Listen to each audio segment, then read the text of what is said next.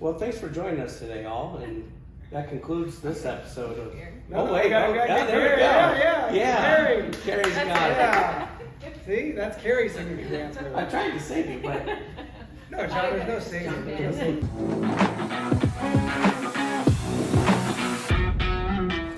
Hi, I'm Mike Pettit with Metro Pros of Berkshire Hathaway Home Services, Ambassador Real Estate. Welcome to our podcast, Let's Make an Offer. LMAO. No, you're supposed to say let's. Let's do it. You say let's every time. Yeah, that's You true. let me down this time. Not on my A game yet. No, John Esbrooks here from Option Mortgage. John, it's always good to see you. He's here all the time. Good to see you too. He helps us out with our clients and our personal purchases and everything. So John's a great resource at optionmortgage.com. You can check out the website and John can help you out. He's got, 194 We're different up lenders to you work with? 204 now. 204 different lenders you work with. Yep. So you can do every type of loan for everybody and find the right program. So that's awesome. Thank you. We also have Carrie Christensen here. Carrie is one of the Metro Pros real estate agents, and Carrie's going to talk about villas today. We're going to talk about villa living, and she also represents Richland Villas, so we'll talk about that a little bit.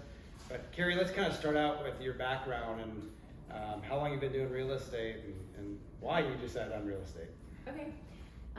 I've been doing real estate in Omaha here since 2017, and I was on another team at first, and then I joined the Metro Pros. It was a really good move. But previously, I sold real estate in Wayne, Nebraska. That's where I raised my family, and so I did that there. And then for a while in between, I was an RN. Yeah. And so I didn't know that. Yeah. I didn't know that. Cool. So when you were in Wayne selling real estate, how much were you selling single family homes versus like acreages and things like that? I mean, was it quite a bit different just based on where you were at? It was a lot different because we weren't in a multiple listing. Okay. So it was a lot different that way. Maybe just, some acreages and small acreages and a few farms, but Yeah. but just, small homes. And, Acreages are tough to price. I mean, it doesn't matter where you're at. They're always tough to price because they're all so different and unique. yeah. Some are tillable, some are wooded. You've got outbuildings of various sizes and condition, and do they have concrete floors, water, power, all those things? I mean, it varies greatly. So that's a tough market to price and get accurate. Yeah, not a lot of comps. Yeah, absolutely. Yeah, and it's not like you're selling 10 in the neighborhood every year. So very different. So let's dig into villa living. For those that don't know the difference between a villa and a single family home or a townhome, villas are a single standing home. They're not attached to another home. And you're in an HOA that charges a monthly fee. And that monthly fee will typically, in most of them, cover lawn care and snow removal. Some they cover trash, some they cover window washing, some they cover other things. But for the most part, you're in a neighborhood where it's either people that travel a lot, don't have time to take care of their yards, or maybe they're retired, or they just don't want to mess with the yard or a big yard. Usually they're not going to have young families there. You could, but usually you're not going to see that. And the idea is that when you're living in the neighborhood and everything's maintained on the outside on the same day, you have this consistency of care for the lawn and everything else, and consistency with snow removal instead of Fertilizer. Yeah. Fertilizer. Instead of having to wait, one guy's mowing on Thursday, one's mowing on Friday at 6 a.m., one's Saturday morning 6 a.m. I mean, a lot of people get up early and start mowing, so it's nice having that consistency and everything's done on the same day. But I know you've helped people buy villas before and everything. Mm-hmm. What's their primary motivation, or what do they tell you They they're just looking for? want to make life simpler and have less to take care of. And sometimes it is people that travel for their jobs still, and some of them are just retired already or getting ready to retire. But it can be all ages though. Yeah.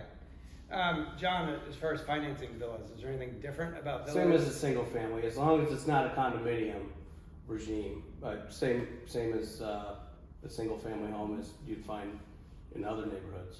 So a condominium regime, is typically attached properties. Sometimes, yeah, or high rises. High rises. Yep. Kind of an apartment style. There's usually more involvement with the HOA and condominiums as far as they'll take care of the exterior maintenance of the home too. They'll paint it once every 10 years or so, or maybe if the roof goes bad, they'll take care of it within the condominium regime itself. So when you say condominium regime, it doesn't have to look like a condominium, right, to be part of a condominium regime. Right. There are some important differences, and oftentimes the legal description will tell us if it's a condo or a villa or a townhome, and then in the assessor side it'll say built as. You can see ranch or condo or single family or 2-story. So that's, I oftentimes see a townhome, a condo listed as a townhome, but once you look at the assessor side, it has condo in the name of the legal description, and there are some limiting factors that go into condominiums. So what's the biggest issue as far as having a condo regime versus just a villa or a townhome? A lot of it has to do with down payment, and if the HOA is up to snuff on their books, number one, and the insurance policies that they cover. The big one is 10% down. You can do a limited review on a condominium. A limited review on 10% down or more, and then it's a full condominium review if it's less than 10% down. And so when it's less than 10% down, doing a full review, we need to make sure the condominium association, the HOA, has fidelity coverage. That's one big thing that is different from a limited review. And fidelity coverage protects basically the owners of the association against maybe the HOA president might be funneling money out of the accounts, so fidelity coverage protects the owner of the property in case that ever happens. Nice. Yeah. So there's protections there, so that's good. But the villa's easy. Villa's easy. You can do 3% down, 5% down. Don't have to do any paperwork to make sure it's eligible for financing. So the villa areas, again, Carrie, are open to anybody, any age group. I mean, there are a couple different 55-plus communities here in Omaha. Mm-hmm. Not many. In some parts of the country, they're pretty prominent. I mean, like you go down to the Southwest and Phoenix, and you have 55-plus communities In Florida all over. too. And those are villas as well. But Yeah. when you drive through a villa area, typically you wouldn't notice them being any different from a single-family area. No, and there's single families all around it. They're just kind of blend in. Yeah, and they're all typically ranch homes because most people wanting a villa Yes. don't want steps. Yeah. Or many steps. Or many steps, yeah. There's some zero entry communities. Again, not many here in Omaha, but They're becoming more popular, aren't they? they are. Yeah, I mean it's just a little more expensive to build them, and there's technical reasons why on that end. But so Carrie, I mean, you also represent Richland Villas. Right. Richland is one of the big builders here in town. They build a ton of single-family homes, and they build villas in a couple different areas. You're in Hills of Aspen Creek, Right. and you've got a few different floor plans you sell and There's different 3 elevations. floor plans, and then each floor plan has 2 or 3 exteriors. The way they make them look different, so not all the homes look exactly alike going down the street. And they want everybody to paint their home a different color and just, to vary it more. You can't have the same floor plan right next door to it. You have to make it look different. So you can't go gray all the way down the street and the same stone all the way down the street, Good. Yeah. which is good. I mean, Yeah, makes it look nicer. yeah, and I assume people understand that and enjoy that. Yeah.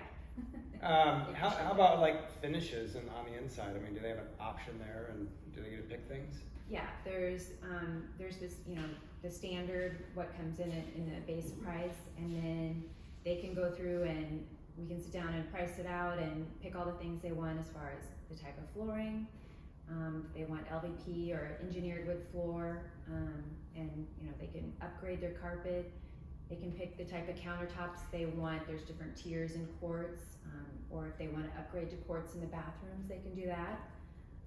Just a whole list of things. If they want a deck or a patio, they want their deck to be covered, they want to finish the basement or not, and you can just sit down and go through and pick everything on your wish list and kind of see where you come out, and then you can go from there. And tweak it and get it to where you're comfortable with the price. And I mean, there's plenty of options out there for existing villas that somebody could buy, or maybe new construction. They call them spec homes, where they can come in and buy something that's gonna be done in 2 months, or maybe it's done now. What's the biggest thing you hear as a concern from somebody who wants to build from the ground up? Is it, because that can be an overwhelming process, having to pick everything. So yeah, this is simpler. It's just, you get to pick some things, but not everything. You can't move walls, but you can pick your lighting package. And so there might be 5 packages, and you can, you pick that package, and they all kind of go together and coordinate for the home. And it makes it easier.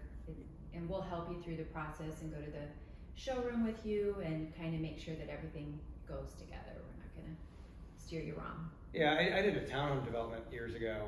Back in 2008, we started right when the market was taking off, which was an interesting thing. I mean, we were selling these townhomes, basically streets were in. There was nothing, no foundations or anything, and we were starting to sell them. And then 2008, market tanks and everything, but people were still buying them. And one of the things that we always did is we consolidated everything. And some builders have you run all over town, looking at this supplier over here and this one over here, and go over here to look Light at counters. fixtures. Yeah, go over here to look at light fixtures. And we always consolidated and had a basement set up in one of the models that had all of our options. And with Richland, you have a showroom, which is nice. Right. People don't have to run all over the place. They do go to Imperial Tile as well, but Right. Keep it very controlled so you're not getting overwhelmed. Right. And I think that's really important when you're building, because the building process can be very tedious, and if you haven't done it before, even if you have, there's so many variables with every builder on how They can things look go. at the models, and there's 3 models, 1 in Council Bluffs and 2 in the hills of Aspen Creek, and kind of see what they like there, and if they like the finishes, or go look at the spec and see if they like that, what the colors and everything that they used in that, and help them make their decision. Yeah, a lot of times, I mean, I found that people were looking at new construction homes, whether it's villas or single family, they'll see a model and say, yeah, I want this package, so let's just replicate what's in the model that I really love. One thing I think people make a mistake on building is they don't ask enough questions, or they assume something based on a prior build they did with a different builder. Right. All different. And everybody is different, and so that's something that they really have to be concerned about, and make sure they understand is, what am I getting? And that's why using somebody like Carrie, who's got experience, will help you out, because Carrie knows the ins and outs and can say, gosh, I mean, in the model it shows this lighting package and it shows these can lights and everything. You're not getting those unless you pay extra. What's included and what's not included. So that's really important. Yeah. I had a question. What are the Richland Villas HOA dues? So it comes out to $375 quarterly, Quarterly. and that includes the trash. So $125 a month. That's a deal. Yeah. That's really So- cheap. Yeah, I have a friend that owns a lawn and landscape company, and he said he won't go out and mow any yard, regardless of size, for less than $65 per mow. So basically, I mean, it pays for itself. Then you don't have to pay for fertilizer, you don't have to pay for your trash, snow removal, you don't have to worry about that, picking up a shovel, slipping, falling. And they do salt. Do they salt the sidewalks? I don't believe they do that, Okay. but they remove the snow when you get 2 inches. Okay. So to get a little bit, you gotta go out there and sweep it off, but Yeah, you get a dusting or an inch. I mean, they're not going to come out for that. It makes sense. They typically don't do salt because, especially in the new areas, they don't Yeah. put salt on their driveways and get them eaten up. So, That's good. Carrie, we do this every time we do a podcast. We talk about an interesting real estate story. I've shared that I chased bank robbers at a closing one time. I mean, literally, huge snake in the basement.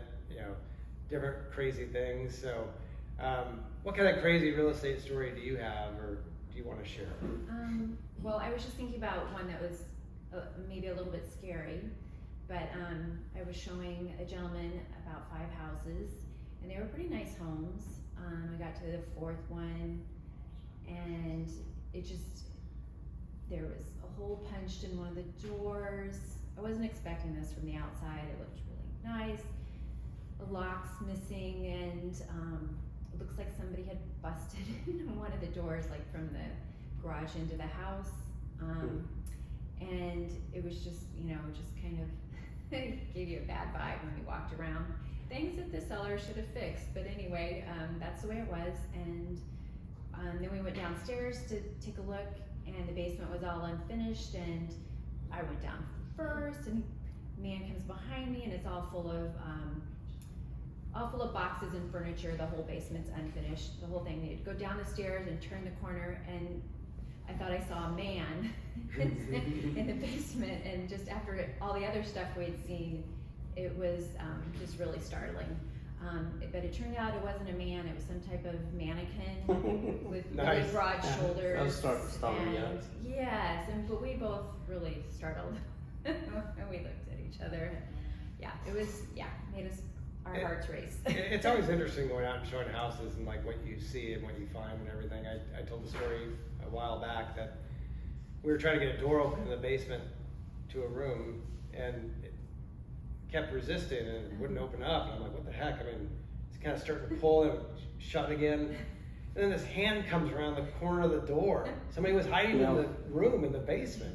I mean, you see crazy stuff. I mean, yeah, I've had people asleep in beds before. Yeah, you're showing and you always, hey, from Berkshire Hathaway, you have any showing, and you're yelling stuff, and you'll find somebody sleeping in a bedroom, and it's like, all right, let's get out of here before you startle them. Yes.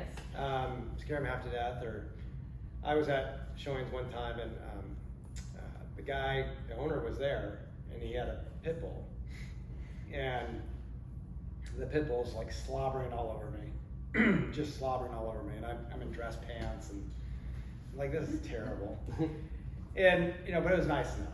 So he's like, okay, go ahead and look around, help yourself. Great. So I started looking around and go to open up a door, and another pit bull's in that room, and it starts going crazy, and I slam the door shut. And he goes, don't go in that room, that dog will rip your arm off. I'm like, well, you just said go ahead and look anywhere. I mean, so it was a little terrifying. I was almost eaten by a dog. John, what kind of stories do you have? As far as borrowers doing odd things, I have plenty of those. Yeah. Tend to warn people about let's not take out a car loan before closing. Have had that a couple times. But searching for rental houses, I viewed a lot of them, and it just went into a basement of a house, and it was an empty basement, and it was sad because it was a twin bed, and it was in this bare room, and I could tell they kept a child down there. That startled me. I didn't think people would live like that, but apparently they do. So there's more mortgage stories we'll get into another podcast, but that just stands out. Like, some people live a little bit different lives than what we're accustomed to. You're gonna have to remind me the next podcast to do that. Ask me about the water story. Okay. I actually have 2 water stories, but I'll keep one for one episode and one for another. Deal. Keep everybody in suspense, if you will. So, Carrie Christensen again is with us. You can stop by carrie.themetropros.com and check out her bio and background, and she can help you out. You can search for homes there. You can do everything you want. Podcasts are on there, and Carrie's just a great resource and a great person to work with, and will really help you out. So, Carrie, before we go, of course, we also enjoy doing our signature dance moves. So, if you want, we'll move the microphone and move the table so you have room for your signature dance move. But John, last episode shared his signature dance move. It's a good one.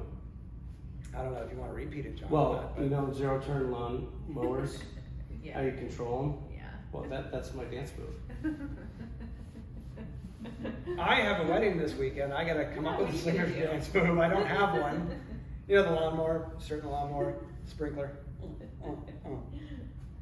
I just need a sick beat dropped, and then I'm all over it. Well, thanks for joining us today, all, and that concludes this episode of. No, oh wait, we gotta yeah, get there we go. Carrie. Yeah, Carrie. Carrie's got it. Yeah.